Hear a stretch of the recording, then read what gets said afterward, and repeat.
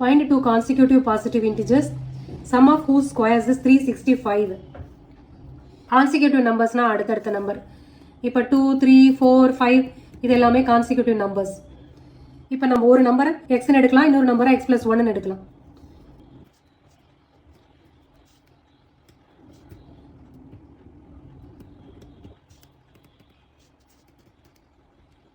Sum of whose squares is 365ன்னு கொடுத்துருக்காங்க. அப்போ x squared plus x plus 1 the whole squared equal to 365.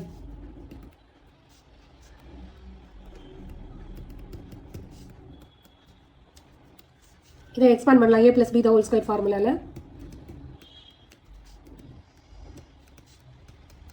365 உள்ள கொண்டு வந்துடலாம்.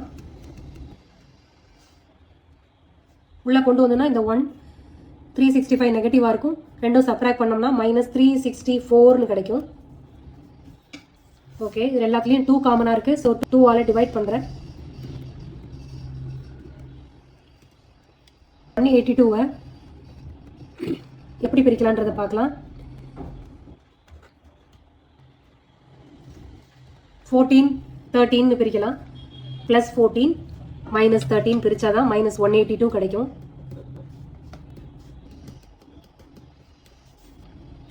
x squared plus 14x minus 13x minus 182 equal to 0. Even நம்பர்ஸை group பண்ணிக்கலாம். இப்போ இது ரெண்டுத்துலேயும் காமனாக இருக்கிறது x மட்டும்தான். ஸோ x minus 13 எடுத்துக்கலாம். அடுத்து இது ரெண்டுத்துலேயும் காமனாக இருக்கிறது பாசிட்டிவ் நெகட்டிவ்.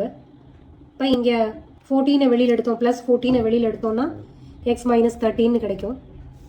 அப்போ x plus 14 x minus 13 equal to 0ன்னு வந்துடும்.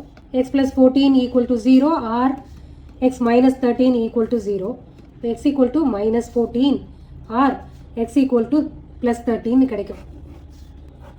கான்சிக்யூட்டிவ் நம்பர்ஸ் வந்து ரெண்டுமே பாசிட்டிவாக தானே எடுத்திருக்கோம். இங்கே ஒரு நம்பர் நெகட்டிவாக இருக்குது, இன்னொரு நம்பர் பாசிட்டிவாக இருக்குது. அப்படி இருக்க பாசிபிள் இல்லை. அப்போ -14 வராது, அதுக்கு பதிலாக +14 வரும்.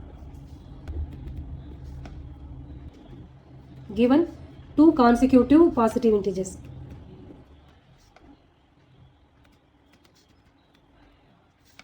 But x equal to -14 is not positive. The consecutive positive integers are 13 and 14.